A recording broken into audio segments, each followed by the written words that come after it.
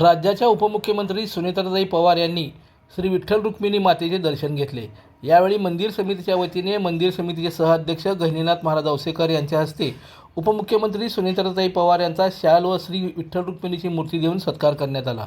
यावेळी आमदार दिलीप वळसे पाटील, नगराध्यक्षा प्रणिती भालके, मंदिर समिती सदस्य शकुंतला नडगिरी, ज्ञानेश्वर महाराज जळगावकर, संभाजी शिंदे, जिल्हाधिकारी कार्तिकेय, जिल्हा पोलीस अधीक्षक अतुल कुलकर्णी, प्रांताधिकारी संजय इतापे, मंदिर समिती कार्यकारी अधिकारी राजेंद्र शेळके, सहाय्यक पोलीस अधीक्षक प्रशांत ढगळे, मुख्याधिकारी महेश रोकडे, व्यवस्थापक प्रवीण कुमार घम तसेच इतर मान्यवर पदाधिकारी उपस्थित होते।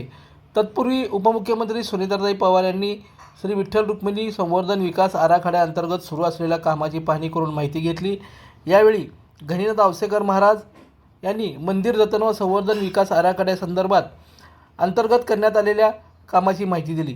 श्री विठ्ठल रुक्मिणी मंदिर जतन व संवर्धन विकास आराखड्याअंतर्गत जीर्णोद्धार पूर्ण झालेल्या मंदिरातील मूर्तीची प्राणप्रतिष्ठा करण्यासाठी होम हवन करण्यात आले होते। या होम हवनाचे दर्शन उपमुख्यमंत्री सुनेत्रा पवार यांनी यावेळी घेतले। आताच विठुरायाचं दर्शन घेतलं, मन प्रसन्न आहे, खूप मन प्रसन्न आहे। मी विठुरायाला साकडं घातलं की हे अल्निनोचं जे संकट आहे ते लवकरात लवकर दूर कर, माझ्या बळीराजाला जास्तीत जास्त सुखी ठेवण्यासाठी लवकरात लवकर पाऊस पाड आणि माझा बळीराजा सुखी झाला तर सगळा संसार सुखी होणार आहे। त्यामुळे हे मी साकडं घातलेलं आहे आणि पंढरपूरला येताना नेहमीच मला अतिशय आनंद झालेला असतो, कारण माऊलींचं माझं नातं वेगळं आहे। त्यामुळे इथे येऊन मी खूप मला समाधान लाभलेलं आहे। आपल्याला माहिती आहे की वारकऱ्यांसाठी ही प्रत्येक महाराष्ट्रातल्या कानाकोपऱ्यातून जो वारकरी येतो त्याचं दर्शन सुखकर होण्यासाठी महाराष्ट्र सरकार सर्वतोपरी प्रयत्न करत आहे। मी 12 जूनलाच एक कलेक्टर साहेबांबरोबर आणि सगळ्याच आमच्या आयुक्तालयामध्ये मीटिंग घेतली होती। 10 मानकरी पालख्या आहेत, त्यांच्या सर्वच कमिटी मेंबर्स, मंदिर समितीचे सगळे प्रमुख आणि त्यांच्या सूचनानुसार सगळ्या वारकऱ्यांसाठी आम्ही तयारीमध्ये आहोत, जेणेकरून प्रत्येक वारकऱ्याला सुरक्षित, आरोग्यदायी आणि समाधानकारक दर्शन होण्यासाठी आम्ही सर्वजणच कटिबद्ध आहोत। काही ठिकाणचं काम सुरू आहे आणि ते सुद्धा आता प्रगतीपथावर आहे। या निमित्तानं माझा थोडासा आढावाही झालेला आहे। इथे समाधानकारक प्रगती सगळीकडेच चालू आहे।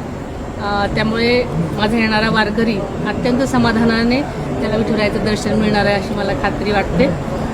आणि आपल्याला माहिती आहे की अलीकडेच महाराष्ट्र सरकारने 4000 कोटीचा विकास आराखडा मंजूर केलेला आहे आणि काही दिवसापूर्वीच कलेक्टर साहेबांनी आम्हाला प्रेझेंटेशन दिलेलं आहे आणि लवकरच त्या दृष्टीने काम पुढे जाईल आणि पुढच्या काही दिवसांमध्ये पंढरपूरचं सगळंच नवरूप आपल्याला पाहायला मिळेल आणि प्रत्येक वारकऱ्याची जी मनातली इच्छा असते की माझ्या पांडुरंगाचं दर्शन मनोभावे व्हावं, कारण बऱ्याच ठिकाणी अगोदर अनेक अडचणींना त्यांना तोंड द्यावं लागायचं, पण त्यांना अडचणी येऊ नये, सुरक्षित त्यांचं दर्शन व्हावं यासाठी शासन सर्वतोपरी प्रयत्न करत आहे आणि याच प्रयत्नात आहे की प्रत्येक वारकरी हा सुखाचा समाधानाने माऊलीचं दर्शन घेऊन घरी परतेल।